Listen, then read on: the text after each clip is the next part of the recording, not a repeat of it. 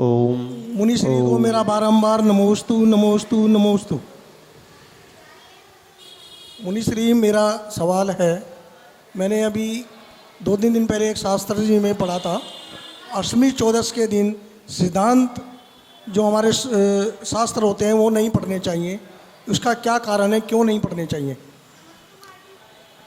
अष्टमी चतुर्दशी जैन दर्शन में पर्व माने जाते हैं और पर्व के दिनों में सैद्धांतिक ग्रंथों को नहीं पढ़ा जाता है, यही इसका कारण है।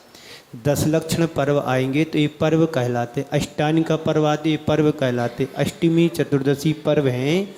तो इनमें इन पर्वों में सैद्धांतिक ग्रंथों को नहीं पढ़ते हैं, यही इसका रीज़न है पर्व के दिनों में ऐसा। महाराज श्री, फिर इसमें जैसे उपवास वगैरह बताते हैं तो चौदस को करना चाहिए, तब तक वो करना चाहिए, और एक तरफ कह रहे हैं कि शास्त्र नहीं पढ़ना चाहिए, तो उसका कोई? स्वाध्याय में प्रवृत्ति होती है, तप में निर्वृत्ति होती। आप उपवास करेंगे तो आपको साधना करना है, एक स्थान पर बैठना है। उपवास के दिनों में हमारे आचार्यों ने नहाने तक को, आरंभ सारंभ को मना किया है। उस दिन कुछ नहीं करना है, नहाना भी नहीं, धोना भी नहीं, कपड़े भी नहीं धोना, न कुछ भी नहीं करना। बस एक स्थान पर बैठ गए ध्यान में, तो बस जब भोजन करने का समय होगा दूसरे दिन 24 घंटे बाद, 36 घंटे बाद, तभी आपको उठना है। तो जब प्रवृत्ति नहीं है, निर्वृत्ति का मार्ग है, तो वैसा पढ़ेंगे, स्वाध्याय करेंगे तो प्रवृत्ति होगी ना। तो और अन्य चीज़ों को मना नहीं किया है, आप जिनवाणी पढ़ें, बिनती पढ़ें, लेकिन सैद्धांतिक ग्रंथों को ही मना किया है, बाकी और ग्रंथों को नहीं। एक सवाल और है हमारे श्री, अगर जैसे किसी को खांसी नज़ला जुकाम हो, बलगम हो, खांसी नज़ला हो, तो उसमें हमें प्रचाल पूजा आदि करनी चाहिए या नहीं? खांसी जुकाम वगैरह इस सावधानी हमें रखना चाहिए। यदि हमारी अशुद्धि है, छींक आ रही है, तो नहीं करना चाहिए। सर्दी हो रही है, ज़्यादा सर्दी है, हाथ अशुद्धि होगी, नाक से मल निकल रहा है, छींक आ रही है, तो हम 3 लोग के नाथ की यदि करने जाएंगे, हो सकता हमारे थूक के कण उचट जाएं, तो इस कारण से नहीं करना चाहिए। जब स्वस्थ रहें तो बहुत अच्छे से करें, भक्ति भाव से करें। अरे सागर महाराज जी को नमोस्तु नमोस्तु नमोस्तु। महाराज श्री, मेरी जिज्ञासा ये है कि जिसके जूते चप्पल या ब्यूटिशियन का काम होता है, क्या वो महाराज श्री को आहार दे सकते हैं या नहीं दे सकते हैं?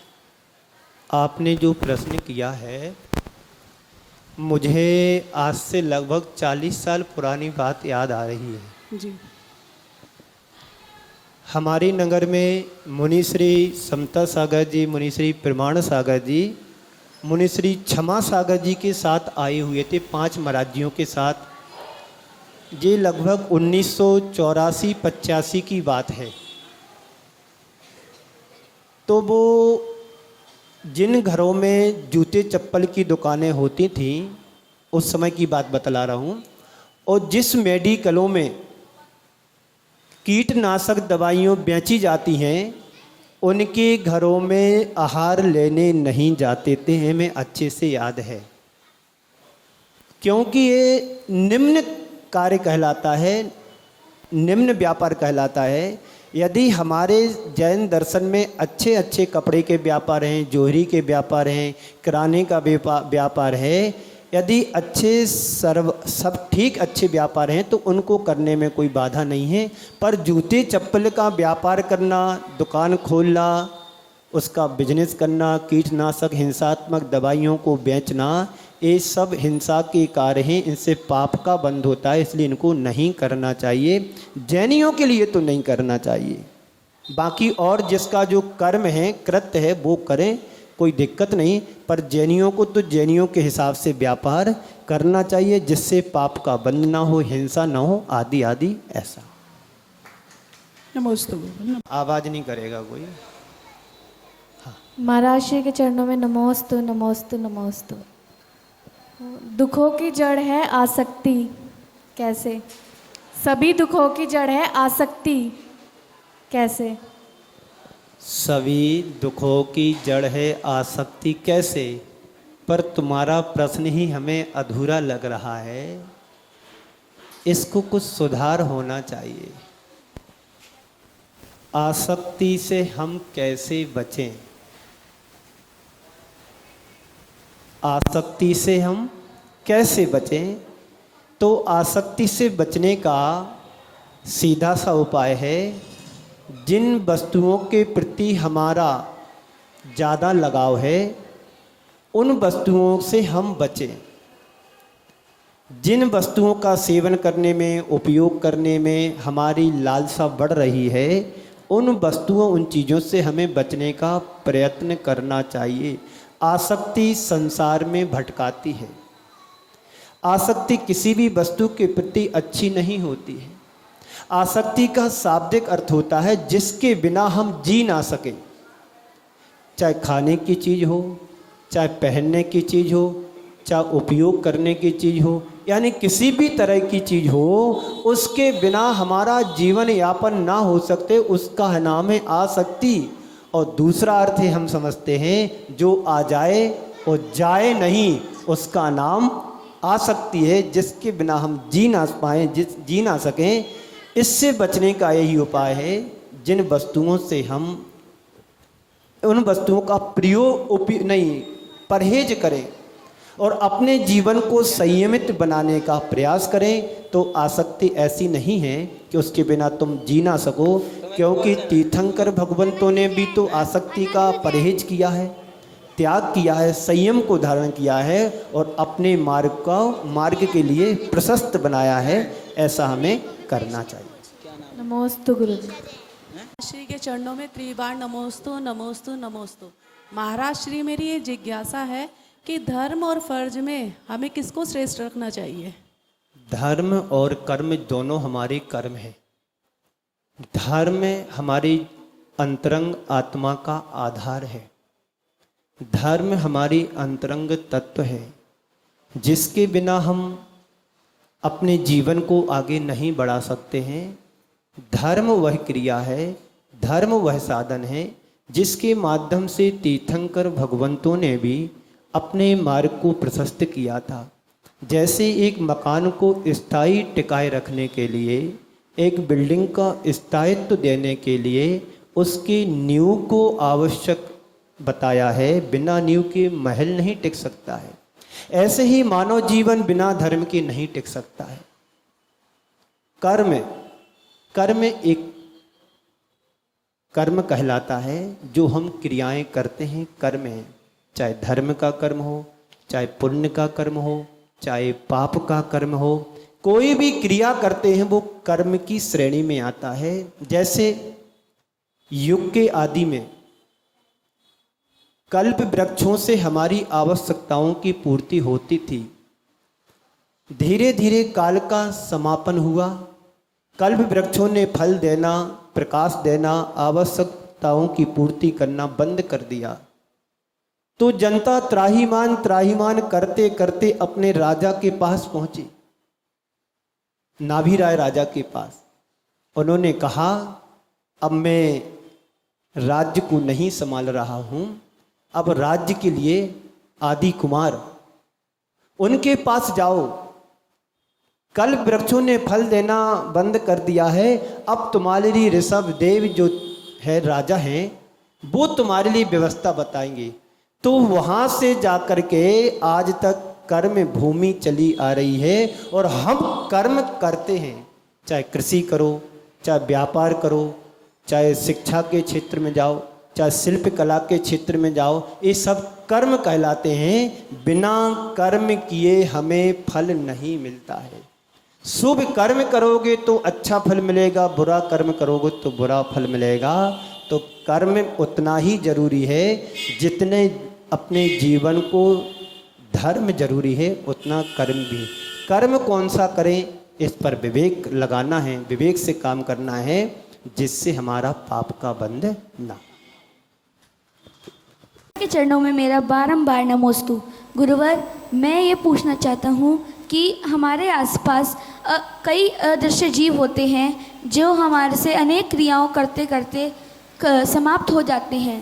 क्या कोई ऐसा जीव जो कि इस पर्याय में इंसान है, वो वैसे अदृश्य जीव बन सकता है और उन अदृश्य जीव से मरेगा? क्लियर नहीं समझ में आ रहा। मैं ये कह रहा हूँ कि हमारे आसपास अनेक अदृश्य जीव होते हैं, हमसे अनेक क्रिया करते करते वो जीव समाप्त हो जाते हैं। क्या कोई ऐसा जीव जो कि इस पर्याय में इंसान है वह अदृश्य जीव बन जाएगा और उस अदृश्य जीव से के हाथों मर जाएगा? देखो ऐसा है, हर जीव अपने कर्मों का फल भोगता है। अदृश्य जीव हो या दृश्य जीव हो, उसने कोई ऐसा कर्म किया कि उसको एक इंद्रिय बनना हुआ, किसी ने ऐसा कर्म किया दो इंद्रिय पर्याय में उत्पन्न होना हुआ, किसी ने ऐसा कर्म किया तीन इंद्रिय पर्याय में जन्म लिया, किसी ने ऐसा कर्म किया कि चौरेंद्रिय पर्याय में जन्म लिया, किसी ने ऐसा और अच्छा कर्म किया कि पंचेंद्रिय बन गया, पर थोड़ा सा और अभाव रहा, पर मन नहीं मिला। और उसने जिसने पुरुषार्थ किया, इतना पुरुषार्थ किया कि संगी पंचेंद्रिय जीव बना। तो कैसे बनेंगे? सब अपने अपने कर्मों का फल भोगते हैं। अदृश्य जीव हो, हमें दिखाई नहीं दे रहा, पर हमारे चलने से, उठने से, बैठने से, खाने पीने से, हमारी क्रियाओं के द्वारा वो जीव मर सकते हैं और वो हमें अज्ञानता पूर्वक हमारे द्वारा मरण को प्राप्त हो रहे हैं, तो हमें भी उसका पाप लगता है। कोई जीव इतना पुण्य बांध ले, हो सकता वही जीव मर करके पंचेंद्रिय बन जाए। एक उदाहरण हमारे शास्त्रों में आता है, भरत चक्रवर्ती महाराज के 923 जीव निगोद से निकल करके सीधे उनके वनवास में जन्म लिया।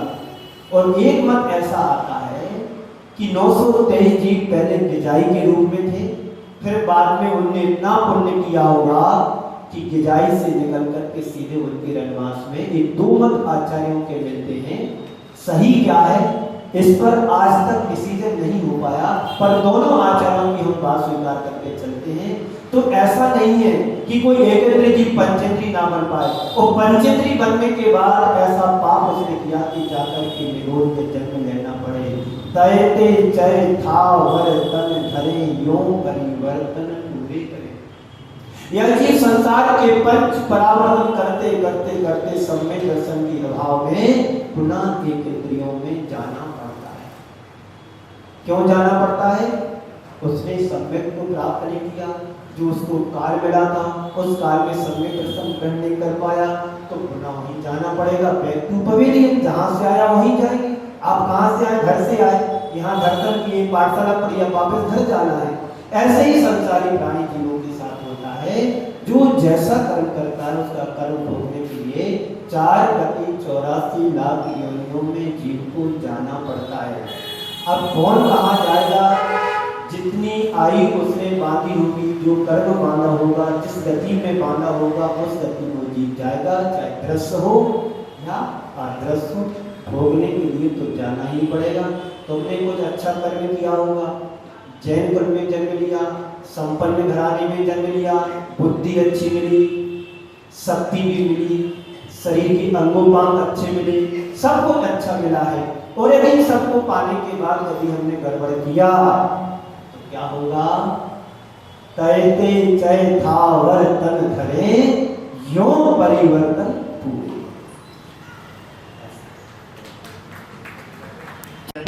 से सीधे भरत के यहाँ हुए और उसी भाव से मोक्ष चले गए, तो उन्होंने ऐसा कौन सा पुण्य किया होगा? या उनको तो कर्म करने का कहीं उन्होंने तो कुछ किया ही नहीं, तो ऐसी उनकी कौन सी पर्याय है कि वो सीधे चरम शरीरी बनकर आए और चले गए? ऐसा है, उन्होंने तो पंच परावर्तन भी नहीं किया, कुछ भी नहीं किया। आपको पता नहीं है, वो सारी व्यवस्था पहले लेकर के आए थे। वो तो बीच के स्टेशन है कि उस कर्म को बांधा होगा, वहाँ गए, वहाँ से आकर के यहाँ पर आए और जाकर के सीधे मुक्त हो गए। ये अंतर की प्रक्रिया एक अंतर मुहूर्त में ना जाने बार अनंतों बार जन्म मरण कर लेते हैं। एक श्वास में 38 बार जन्मो मरियो भरियो दुख बार। एक क्षुद्र भाव ग्रहण जिसको कहते हैं, एक श्वास में 18 बार जन्म मरण जीव कर लेता है। उन्होंने ऐसा कर्म किया होगा कि फटाफट वो काल व्यतीत किया और पूरा करके यहाँ जन्म लिया, मोक्ष चले गए। इस सिद्धांत की बातें हैं, सिद्धांत के अंदर की समझ लेंगे, पूरे सिद्धांत को समझेंगे तो बात समझ में आएगी उन्होंने ऐसा कौन सा कर्म किया था। नमोस्तु महाराज जी, नमोस्तु महाराज जी, नमोस्तु महाराज। महाराज जी जब प्रलय होएगी तो शिखर जी कैसे बचेगा? जब प्रलय होएगी तो शिखर जी कैसे बचेगा? जब प्रलय होगा तो शिखर जी कैसे बचे? नहीं बचेगा, शिखर जी नहीं बचेगा, पर स्थान तो वही होगा। प्रलय के समय में यह पूरी भूमि कहते हैं एक योजन तक गड्ढे के अंदर चले जाएंगे, गड्ढे हो जाएंगे। प्रलय के काल में होंगे, छठवें काल में होंगे, 7 दिन तक की को जो वृष्टि होगी, वर्षा होगी, आग बरसेगी, ओले बरसेंगे, पत्थर बरसेंगे, धुआं होगा, सब कुछ होगा। और ये भूमि जब एक साथ पूरी गड्ढे हो जाएंगे, अंदर चली जाएगी, पर स्थान वही रहेगा। फिर जब सृष्टि की रचना होगी, फिर पहाड़ पर्वत बनेंगे, नदी नाले बनेंगे, सब रचना सुभिक्ष होगा, फिर अच्छा अच्छा होता चला जाएगा, फिर तीर्थंकरों का जन्म होगा। तो बहुत काल है, इसलिए धर्म ध्यान करते रहो, उस काल में जन्म ना लेना पड़े। नमोस्तु महाराज, नमोस्तु महाराज। चलिए नमोस्तु महाराज श्री, नमोस्तु महाराज। मेरा क्वेश्चन है कि रात्रि में भोजन क्यों नहीं करना चाहिए? पहले आपसे प्रश्न है, क्या आप रात्रि में भोजन करते हैं? हाँ। हाँ, अब आज से आप नियम लो कि मैं रात्रि में भोजन नहीं करूँगी। क्यों नहीं करेंगे? क्योंकि मैं पाठशाला पढ़ने जाती हूँ, और रात्रि में भोजन वही करता है जो निशाचर होते हैं, जो रात में नहीं खाते हैं। रात्रि में भोजन करने से उल्लू बनते हैं। क्या बनते हैं? उल्लू बनते हैं। और क्या बनते हैं? त्रियंच बनते हैं। और क्या बनते हैं? सर्प बनते हैं। जितने भी दुख की पर्याय हैं सब रात्रि में भोजन करने से बनते हैं। इसलिए सभी बच्चों को ध्यान से सुनना, अब रात्रि में भोजन नहीं करना है। महापाप लगता है, इतना बड़ा पाप लगता है, तुम उस पाप को फिर कैसे दूर करोगे? इसलिए अभी तक जो रात्रि में भोजन किया है, अब आज के बाद नहीं करना, ठीक है ना? दिन में खाना है, अच्छे से खाओ, दिन भर खाओ, किसी ने मना नहीं किया है।